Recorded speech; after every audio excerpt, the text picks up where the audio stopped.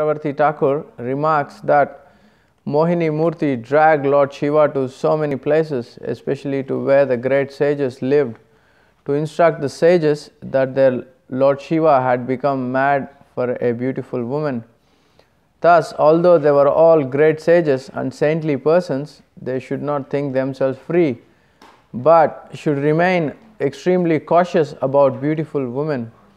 No one should think themselves liberated in the presence of a beautiful woman. The Shastras enjoin Matra Swarshasu Duhitrava Naviva Kshatano Bhavet Balavan Indriyo Gramo Vidvamsham Api Karshati. One should not stay in a solitary place with a woman, even if she be his mother, sister, or daughter, for the senses are so uncontrollably powerful that in the presence of a woman one may become agitated even if he is very learned and advanced. Bhagavatam 9:19-17. Om Ajnanatirmirandasya Jnananjana Shalakaya Chakshurunmilitam Mena Tasmai Shri Gurave Namaha.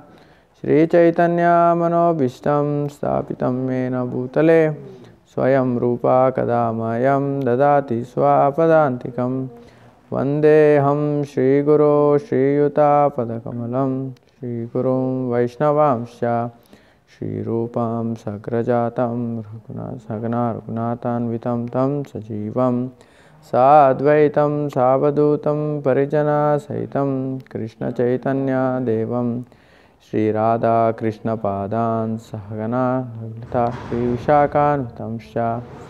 He Krishna Karuna Sindhu Dinabandho Jagatpate Gopesha Gopika Kanta Radhakanta Namostute Tapta Kanchana Gaurangi Radhe Vrindavaneshwari Sutavan Sutai Devi Pranamami Hari Priye Vancha Kalpatarubhyasya Kripa Sindhubhya Evacha Patitanam Pavanebhyo Vaishnavebhyo Namo Namaha.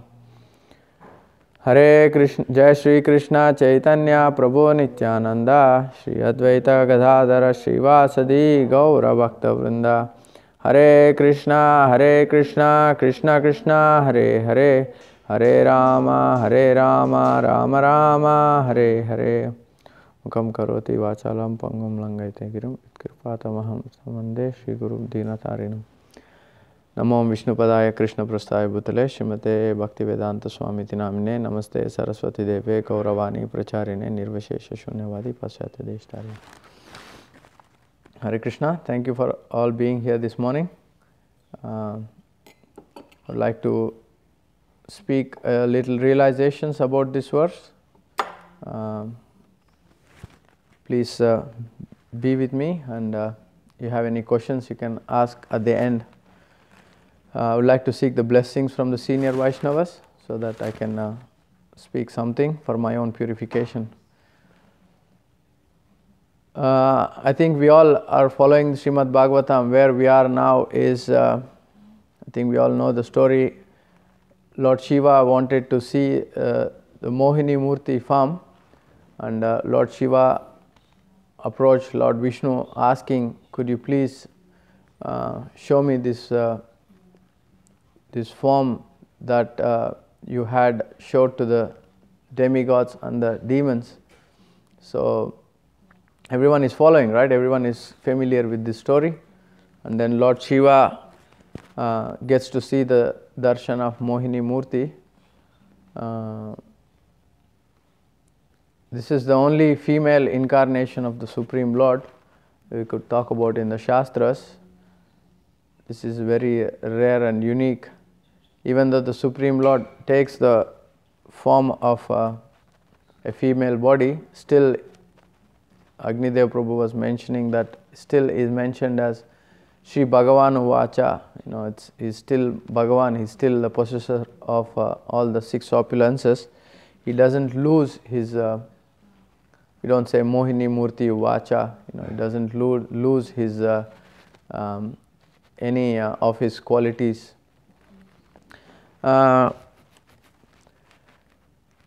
Is everyone familiar with the story, yeah? Now we are at the phase where Lord Shiva he's seen the form and now he's bewildered, and his meditation was disturbed. And now what he is doing is exactly in this pastime, he's so infatuated to be close to the close to Mohini Murti, and then when Mohini Murti started walking, Lord Shiva started following her. This is something very significant. What we can learn from this is, usually, they're talking about sages, saintly people who are actually worshipping Lord Shiva as Adi Guru or whatever position they give him. It's something I don't think any of us would like to be in this kind of situation. How many of us will like say we have like a family or friends, relatives who they all look up to us and they all like think of us as a saintly person or some kind of highly elevated spiritual being. But here we are, we just saw a woman and we are just following, and we just like forgot everything, what is happening, infatuated totally. Forgot the circumstances, forgot the people around us, and they are all worshipping us, they are all glorifying us. How will it will be if you are put in a situation like that? But Lord Shiva did it. For what purpose? This is a very nice purport by Vishwanath Chakravarti Thakur. He explains that, in general, what we normally, if we read this pastime, if we are not so Shastra based, not so spiritually advanced, not so based on knowledge, how we perceive Lord Shiva? We will be like, Lord Shiva is a lusty guy. People worship him for, they are all in illusion. We try to look down. If our eyes are not tinged with knowledge, with spiritual education, we will try to see from our own prospect, and what it does is, it will create confusion. That's why Vishwanath Chakravarti Thakur is explaining that this is for us, this is not for Lord Shiva, a lesson. Even at the end, I heard in a class, I think it's Radhanath Maharaj, I cannot remember, saying even the conversation takes place between Lord Shiva and Vishnu later on at some stage. Lord Shiva said, I'm very happy to be humiliated. I'm very happy to learn this lesson, that I am not the Supreme Lord. So all these pastimes are warning signs or lessons for us how we can be careful. It is very clearly explained here. Please don't take this wrong if you are reading it for the first time, male, female, women is attraction, women is Maya or anything like that. No, it's this book was written like 5,000 years ago. There were no women were just following the husband, so it's a different time and place and circumstance. So knowledge remains the same, but the essence, the how we apply it kind of changes a little bit. So this idea of Lord Shiva teaching us how we cannot take this sex desire to be something you can sometimes even what we think, we are safe, I think I'm doing good, we are being protected, I think my spiritual life is, I didn't have any fall, I didn't do any mistakes in last 6 months time, I think I'm okay. This is the sign that we are not in a secure place. You're standing on a quicksand. It's just a matter of time. But a devotee like Prabhupada, like serious devotees, they always think, I am not safe. Krishna, you are my only shelter. But Prabhupada was at the Bhaktivedanta Manor and Prabhupada was praying to Radharani, Radharani, please protect me from falling down. I mean, like, the devotees were all like, Prabhupada, fall down for you, Prabhupada, I think, explained to Shrutakirti Prabhu or Harishauri Prabhu, I was praying to Radharani that I should not fall down, I should be protected by Radharani. I was like, Maya cannot touch you, Prabhupada. Devotees were all like bit surprised that Prabhupada is personally praying that he should not fall down. So this should be our mood. We constantly should be like, it could be lust, it could be envy, it could be pride. We are, as I said, we are always standing on quicksand in our spiritual life. Unless we completely take shelter of Krishna, there is no hope for us. So we should never think that, I think I'm doing okay. That's the sign that Maya is telling you. There is always something for us to learn and improve and take shelter of holy name, take shelter of deities, take shelter of Vaishnavas. It's a very dangerous thinking that I should be doing good, I should be a good devotee. No, it's like it's just a matter of time. Explosion is going to tell us that you have to humble ourselves. We should be a little bit more careful and cautious in our spiritual life. This I was doing a little bit research before I started the class. There's a famous verse. Lord Rishabdev speaks to his 100 children. Who is the oldest one? Bharat Maharaj. Bharat Maharaj, on his name, the whole planet was named Bharat. He was the spiritually very advanced.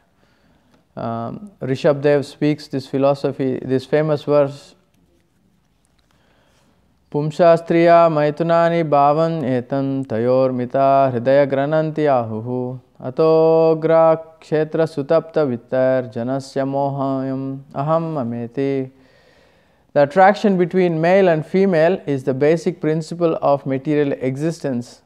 On the basis of this misconception, which ties together the hearts of the male and female, one becomes attracted to his body, home, property, children, relatives, and wealth. In this way, one increases his life's illusions and thinks in terms of I and mine. So this is the base on which this whole material existence is going on. Maya wants to keep us tight here in the material world. Maya is going to allure us with this. It's not just sex desire, it's just one of the aspects of it. Lust means, it starts with sex, of course, that becomes the base, and then, it expands that, all the friends come in, greed, envy, pride, illusion, and then, we expand that this is mine, this is my family's, this is my country, this is my, human race, I'm Indian, I'm American, all these kind of things, what they do, they bind us back. But the base is what? Lust, because it is mine. Everything is based on trying to somehow shift from kama to prema. This is, as devotees, this is a good opportunity for us to start kind of project, not just within how am I going to get benefited in a situation, how am I going to enjoy this, how am I going to... Devotees start to go a little bit, service, the service to Vaishnava, service to deities, we go, the process has to start somewhere of the aspect of... There are two strong things that we could learn how we can overcome this lust. One is internal smarana can be strong, and internally smarana, externally what can we implement so that we can transform lust into love, service. These are the two very strong things. Internally, always remembering the Supreme Lord. If we are not remembering Radha Govinda Madhava, Krishna Balaram Gaura Nitaya all during the day? Time to think about it, let's always think, oh Krishna, I'm in the kitchen, I'm cooking, this is for your pleasure. Of course, there's so much happening. At some stage, Krishna, thank you for giving me this opportunity. And then externally, anytime any service is there, any service which is needed, service which is difficult, we always accept it to please Krishna. So this becomes a very powerful routine so that we can transform. We stop thinking that, how we always, it's like sometimes you meet some people, all they talk about is themselves, right? They're always constantly talking about their personal life or their kids, or it's like, can we talk some Harikatha? Or some, something which is not just centered of yourself. So we have to kind of become conscious of this, being always, even having, walking in the temple room, am I, disturbing someone, we have to come to this point. That's why Prabhupada said you should become conscious, and then we become Krishna conscious. This what is exactly the English word? Self conscious, but there's a specific word. Self-aware? Yeah, it's more kind of, we can use something. Self-aware is good, yeah, it's already good. I can give out what I want to. One more English strong word which says that we are kind of, with our actions, with our, when I say this, how this devotee will feel, or when I say something, how this devotee is going to take it. We should be like in this circumstance. Sometimes when you sit in the meeting, some weird discussions come up. It's like, you aware, you're missing the point. The idea of being conscious of our behavior, that's like very, very important. My presence, my being here, how is it affecting the temple room? My words, how is it affecting the association? There's a famous verse from second canto of Srimad Bhagavatam.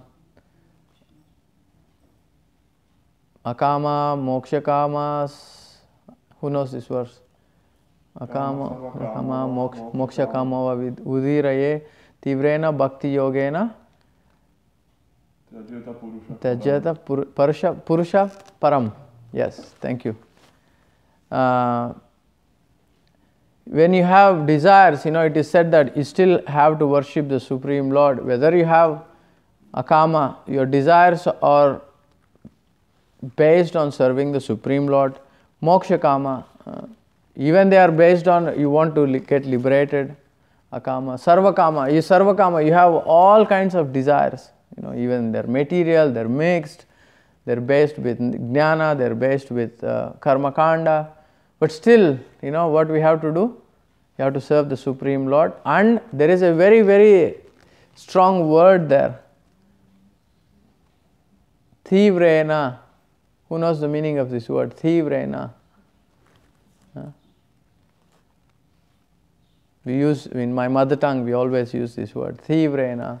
Tivra means intensity. Intensity has to be there in our practice of devotional life. Intensity is not there. Even in the material world, how much can we achieve if we are always being disturbed, cannot focus, cannot concentrate? You cannot achieve much. We put a tick on. I came to Mangala today, I came to Bhagavatam today, we put a tick on, but are we really there? Are we really trying to grasp? Are we really trying to implement this knowledge into our life? So when we accept the service of the Supreme Lord to overcome this lust, what do we do is, we have to use the knowledge to strengthen our intelligence so that the intelligence is stronger than the mind. Mind sometimes takes over. Anyone has that problem? Mind takes over. What did I say? What did I do? Why did I do this? Anyone has this difficulty? Anyone in this room? So you will definitely have the challenges of mind winning against us, right? Us, we are different. We are not the mind, we are not the body, we are not the intelligence. So mind has to be subdued by something higher. What is the higher thing is? Above mind is intelligence. Intelligence can be made so strong that my intelligence can drive the mind, not that mind drives all of us. So this is a very good point, that how intelligence can be strengthened. How we do that? How you strengthen the intelligence? How you strengthen? By studying Shastra. Shastra. Very good. By giving more knowledge, by giving more scriptural exposure to the intelligence. How do you strengthen your mind? There are two things, one for mind, one for intelligence.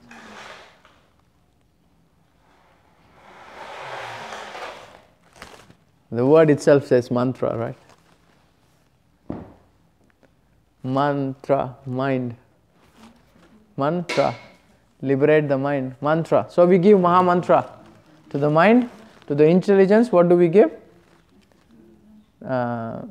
Shastra, scriptures. That's why Prabhupada said the real austerity means reading my books for 1 or 2 hours a day. I think this I have to kind of get myself stronger. So, Prabhupada gave us this solution path, how we can transform lust into love. It's up to us. Prabhupada was one time walking in New York.